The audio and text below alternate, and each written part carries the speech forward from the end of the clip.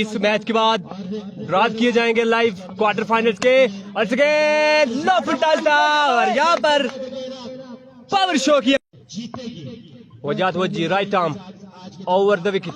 umpire को cross किया इस बार सामने पड़ा हुआ बॉल करेंगे वजात बंसी का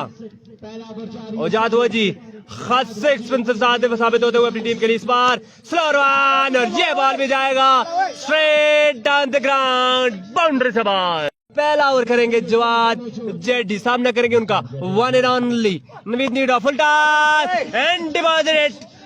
जेडी वंस अगेन अंपायर को क्रॉस किया इस बार भी शॉर्ट पिच बॉल था लेकिन इस बार नहीं बचेंगे और बॉल जाएगा बाउंड्री लाइन से बाहर right arm round the wicket umpire Rizwan बादशाह को क्रॉस किया पर सामने पड़ा हुआ बॉल था और यहाँ पर नवीन नीडो ने अपनी एक लात चौकी और straight down the ground one second Hurairah umpire को क्रॉस किया इस बार स्लोअर वन एंड इस बॉल को पहुंचाया लॉन्ग ऑन बाउंड्री से बाहर एक बड़े छक्के के लिए